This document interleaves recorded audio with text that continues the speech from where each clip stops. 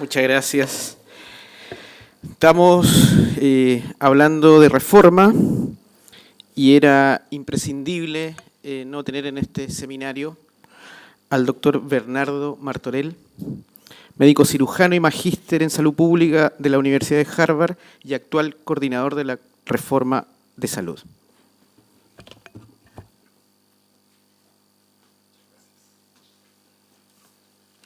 Buenas tardes a todos y a todas. Un placer compartir con ustedes esta tarde. Un saludo especial a la presidenta del colegio, la doctora Arriagada. Muchas gracias por la invitación de compartir hoy día. Y muchas gracias también por organizar este seminario que tiene un programa muy nutrido y que es bien ambicioso. Y eso refleja en parte la complejidad de nuestro sistema. Y del problema que estamos tratando de abordar, una complejidad que no se puede reducir a soluciones simplistas ni fáciles. Y esa complejidad también nos tiene un poco apremiado de tiempo, entonces voy a tratar de ser lo más rápido posible en esta presentación porque sé que después viene una mesa redonda muy... Quería mencionar, ya que es una invitación a la reflexión, me acordé de este digamos, hecho que menciona Sigmund Freud sobre las heridas narcisistas de la humanidad, donde él identifica tres grandes heridas narcisistas. La primera, la revolución copernicana, donde el hombre y la Tierra ya no es el centro del universo, sino que es el Sol el centro del sistema solar. Luego, Darwin, que genera la herida narcisista de que ya no somos una especie en la Tierra especial, sino que somos una más de toda la diversidad de especies que hay en el planeta Tierra y investigaciones en los últimos años muestran cómo compartimos también con los Neandertal en este planeta y bueno, terminaron ellos siendo eliminados y parece que un poquito también de mezcla ahí con esa especie. Y finalmente el mismo Freud, que dice que la razón no es lo que domina nuestras vidas, no es la razón esta que nos entrega nuestras capacidades cognitivas, la que somos capaces de controlar y de conocer, sino que es el inconsciente. Y el inconsciente finalmente es lo que más determina nuestras decisiones y nuestros procesos vitales. Bueno, a propósito de estas tres heridas narcisistas, yo quiero agregar una, ya que estamos en el colegio médico para nosotros los médicos, que es que aparentemente, y según la ciencia nuevamente, de las últimas décadas, bastante asentado, los médicos no somos el determinante principal de los resultados en salud. Y yo creo que esa también es una herida narcisista para nosotros porque finalmente estamos obligados a pensar en lo que partí diciendo, en la complejidad de la construcción de la salud y cómo son los determinantes sociales y las condiciones en las que las personas viven, mucho más determinantes en los resultados de salud de la población. Eso también nos lleva a pensar sobre cómo pensamos una reforma en base a lo que estamos conversando hoy día, lo que nos convoca, que no sea solamente mirada desde la perspectiva de los problemas de las instituciones, es decir, las instituciones que tienen problemas y que habitualmente tenemos el sesgo o la tendencia de ir a abordar los problemas de las instituciones, de las ISAPRES, del Estado, de los hospitales, sino que esta perspectiva de la construcción de la salud desde los territorios nos obliga a mirar el problema desde las personas y cómo las personas son las que tienen que navegar en un sistema sanitario que muchas veces no les da respuesta y que además hay que decir que el 1% de su tiempo, o menos del 1% de su tiempo, está en contacto con el sistema sanitario. Es decir, la mayor parte del tiempo de las personas no están en contacto con nosotros. Y entonces es bien importante reflexionar sobre hechos como que la diabetes, que está cubierta en el auge, que tiene una cobertura explícita con garantía de calidad y oportunidad, que está cubierta en la atención primaria de salud, acaba de mostrarnos algunos datos la Lorena, y así como muchas otras enfermedades que tienen una cobertura explícita con tratamientos determinados y que también tienen no solamente esas coberturas garantizadas, sino también tienen metas sanitarias asociadas. A los funcionarios de la atención primaria le pagamos un bono cuando alcanzan ciertas metas de cobertura efectiva de la diabetes. ¿Y cuál es la meta de cobertura efectiva que estamos fijando como país para el pago de ese bono un 30% de cobertura efectiva. Es decir, hay un 70% de los diabéticos en nuestro país que no está obteniendo un tratamiento adecuado de su diabetes. Y eso no tiene que ver ni con la cobertura que ofrece el auge, ni con los mecanismos de incentivos financieros, que a veces también tendemos a apoyarnos mucho en esos incentivos para resolver los problemas de las personas. Entonces, la invitación es un poco a pensar desde la perspectiva de las personas cómo podemos ir enfrentando los desafíos de una reforma. La última revisión OCDE nos muestra en último lugar entre todos los países en cuanto a satisfacción con el sistema de salud. Están todos los países de la OCDE ahí y Chile estamos en último lugar en este indicador de satisfacción y estamos en último lugar solo en 2 indicadores, en este y en el que voy a mostrar a continuación. Y esto también habla de uno de los desafíos, bueno, que tienen todos los países, por cierto, ningún país ha resuelto completamente los desafíos del sistema sanitario, pero en Chile aparentemente esta percepción ciudadana sobre cómo responde el sistema de salud a las necesidades de las personas es un problema prioritario. Y el segundo indicador, donde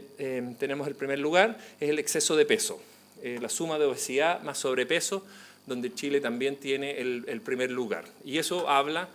nuevamente del problema de los indicadores, o sea, de los determinantes sociales y cómo este desafío de los estilos de vida, de las condiciones de vida que determinan la obesidad son hoy día muy relevantes para pensar cómo enfrentamos el problema de salud. Entonces, en resumen, el país está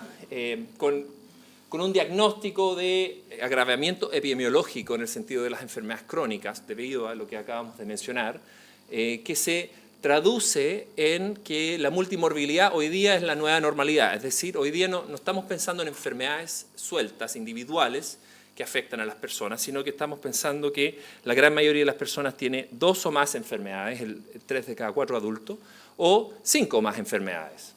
El 17% de los adultos, que es equivalente a 2,5 millones de personas. También tenemos el problema de la desigualdad, que se expresa tanto en una desigualdad en el acceso a los cuidados de salud, en los resultados de salud y también en el gasto de bolsillo. Vemos diferencias muy notorias que, bueno, tienen que ver también con la desigualdad social subyacente en nuestro país. La seguridad sanitaria es una preocupación permanente y la pandemia y las futuras emergencias son un riesgo latente que está siempre presente y siempre estamos enfrentando alguna emergencia o desastre y por eso tenemos que tener eso también como parte de nuestro diagnóstico y la dignidad sanitaria, esto que hemos mencionado, de la satisfacción de la población, producto principalmente de una incertidumbre que se genera por no saber que si uno se enferma, si va a tener acceso o no a los cuidados que corresponden, no saber si uno se va a empobrecer por obtener los cuidados que corresponden, o no saber cuánto tiempo uno tiene que esperar para obtener los cuidados que corresponden. Entonces, y tampoco saber si es que te van a tratar bien a la hora de enfermar. Entonces, varios elementos con respecto a ese problema. Y por eso hemos planteado una visión de reforma que mire el problema desde la perspectiva de los ciudadanos y partiendo por una transformación de la atención primaria de salud, entendiendo esta como una estrategia territorial de salud, es decir, no solamente como un punto de acceso a las atenciones de salud, a las atenciones de exámenes preventivos o de una consulta de morbilidad, que son las prestaciones más comunes de nuestra atención primaria, sino entendiéndola como un dispositivo que no es solo del primer nivel de atención, no es solamente los establecimientos, los CESFAM, los CECOF, que están en ese nivel, sino que como una estrategia que organiza la preocupación por la salud y la preocupación por los determinantes de la salud de un territorio. Y con ello convertirla en la principal herramienta de cuidados universales de calidad.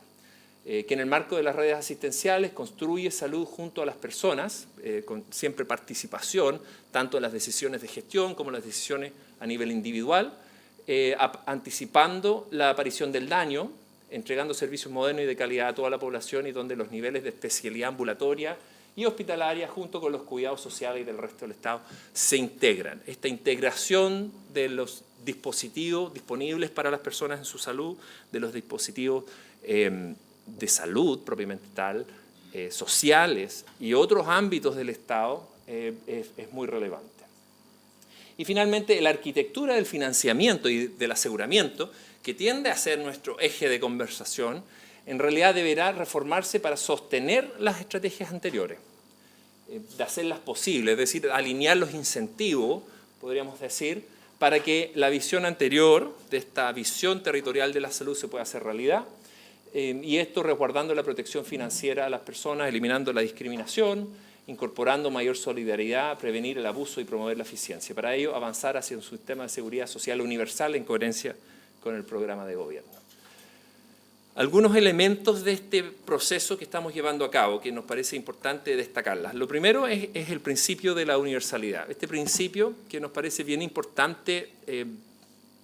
desmenuzarlo, tiene que ver con una motivación ética y moral sobre que la salud que tiene una persona que vive en el barrio alto de la capital, cerca a una clínica privada, sea la misma salud a la que puede acceder una persona que vive en una zona rural más pobre del país. Ese principio es una forma de pensar que nos lleva a no solamente preocuparnos del acceso a las prestaciones, sino también a las condiciones de vida, lo que es muy desafiante, pero también nos lleva a pensar sobre cómo abordamos un proceso de reforma de manera de beneficiar más a las personas más vulnerables. Es decir, y estos son principios éticos que vienen de John Rawls y otros, de cómo hacemos un proceso, un camino que termine beneficiando más a los que ya están, o sea, a los que tienen más desventaja social. Eso es bien relevante porque es fácil avanzar de manera que se beneficien más a los que ya están beneficiados. Y es bien importante tener este principio de beneficios proporcionales para las personas que tienen más necesidades, primero. Lo segundo es la estrategia de abajo hacia arriba, es decir, el proceso que estamos llevando a cabo parte, como hemos dicho desde el principio, con las personas, tratando de entender su realidad y así incrementalmente avanzando con participación de ellos en las transformaciones que se van proponiendo y usando múltiples herramientas de políticas públicas, es decir, no solamente proyectos de ley, leyes que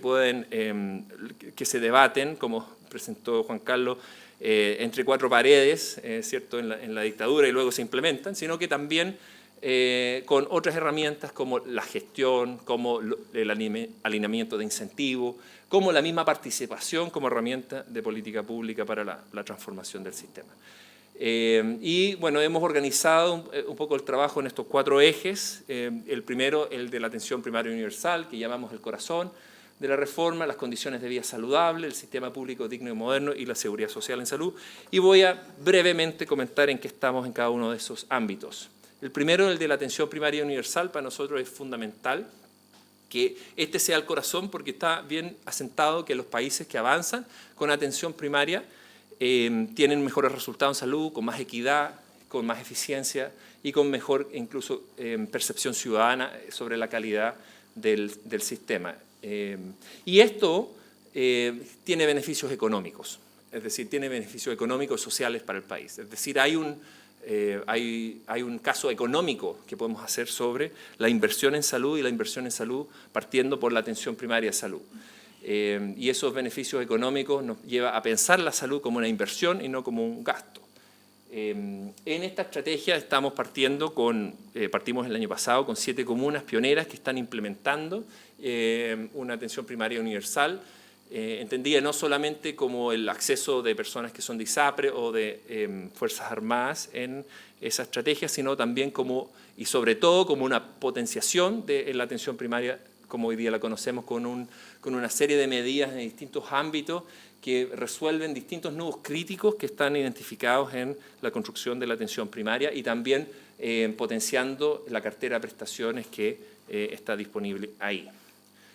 Lo segundo, que tiene que ver con el segundo eje y la transformación y avanzar sobre las condiciones de vida de las personas, tiene que ver con transformar el modelo de atención primaria en un modelo territorial, social y sanitario. Y desde esa perspectiva hay una serie de medidas que se están incorporando en la atención primaria. La primera es la estrategia de cuidados integrales. Esta es una estrategia que lo que busca es dejar de atender a las personas por programas sanitarios, enfermedades cardiovasculares, enfermedades respiratorias, enfermedades de salud mental y otras, y atenderlas de manera integral, con más tiempo para los equipos de salud en el primer nivel, para justamente hacer un plan de tratamiento consensuado con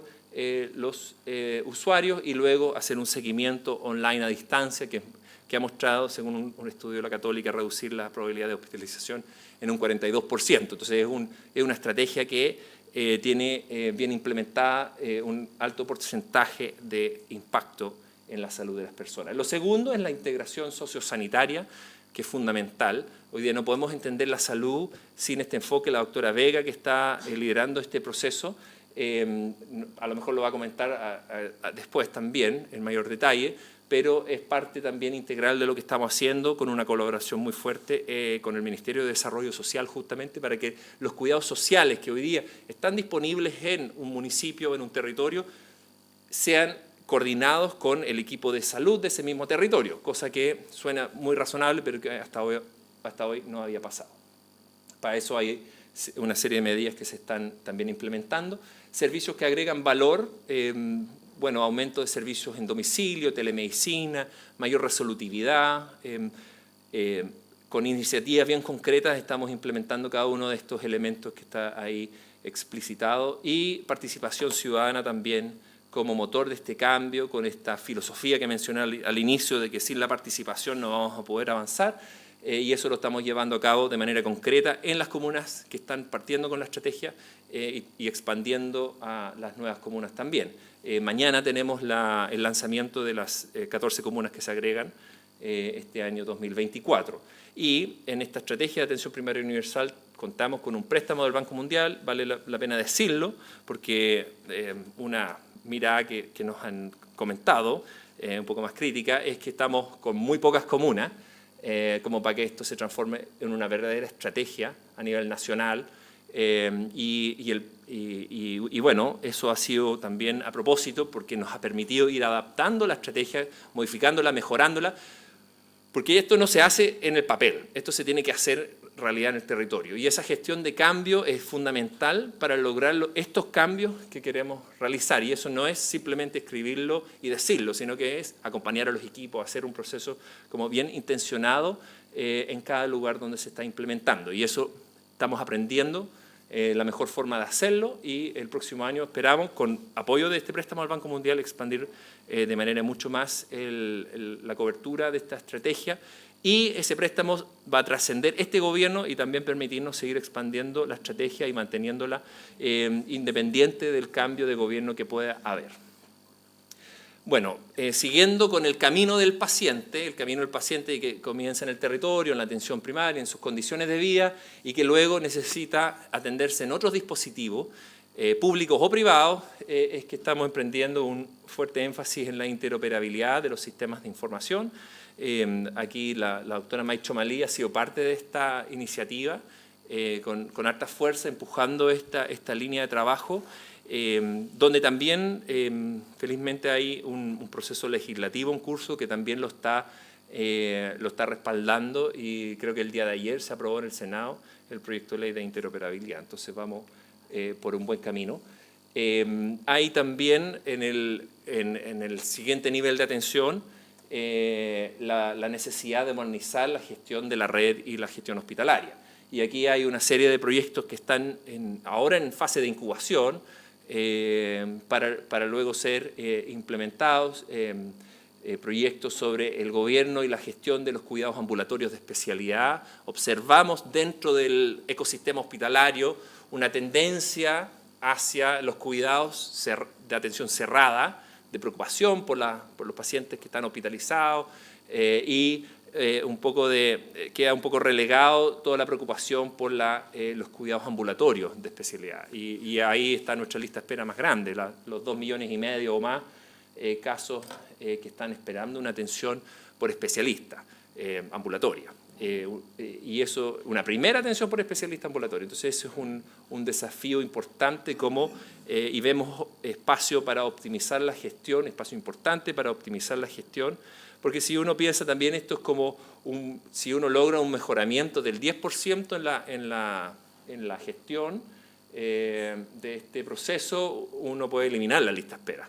Entonces, con esas mejoras de la gestión, uno efectivamente puede dar un paso importante.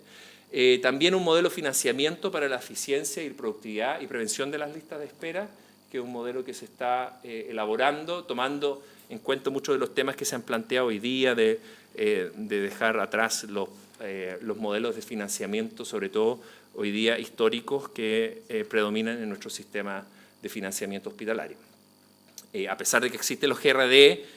al coexistir con un financiamiento histórico, ese apoyo de los GRD en realidad de alguna forma se neutraliza. Una preocupación importante también es la integración de la red asistencial. El país cuenta con los consejos integradores de la red asistencial, los CIRA, en los servicios de salud, pero estos CIRA, nuestro diagnóstico es que todavía son instancias con poca capacidad de efectivamente incidir en la efectiva articulación de la red asistencial y potenciar esa instancia, darle ciertas facultades y cierta estructura más equilibrada y ojalá con facultades de toma de decisiones a ese consejo. Se podría también fortalecer la integración de la red asistencial, que es bien relevante en el trabajo que estamos haciendo. Bueno, y otros temas más que tienen que ver con preocupaciones de la infraestructura, de los recursos físicos en los hospitales y del trato que se está redactando y finalizando un reglamento de trato digno. Y finalmente la preocupación por la seguridad social en salud, que es la capa del financiamiento, ¿cierto? Que como decimos tiene que soportar los procesos. Aquí, bueno, hay ya ciertas acciones que están en curso, el copago cero que está implementado, la modalidad de cobertura complementaria que está hoy día en el proyecto de ley corta, el convenio de farmacias con FONASA, la ley Senabast, el sistema de atención priorizada de FONASA, que es un cambio, pero aprovechando el proceso de ley, el proyecto de ley del seguro catastrófico de FONASA. Se está haciendo algunos planteamientos también en una tramitación legislativa hoy día. Y lo que viene después y que está comprometido como para presentar en octubre de este año es un proyecto de ley que fortalece FONASA, que fortalece la Superintendencia de Salud y que limite los abusos de las ISAPRE en términos de las preexistencias y la discriminación que se ha hablado en lujo de detalle el día de hoy acá. Y finalmente también una etapa que vendría después es mirar el problema del subsidio de incapacidad laboral, de las licencias médicas y de la regulación de seguros voluntarios complementarios, que aún son un pequeño espacio del mercado de seguros en Chile, pero que van a ir creciendo seguramente y que ese crecimiento de ese espacio de seguros complementarios sin regulación puede generar un problema al funcionamiento sectorial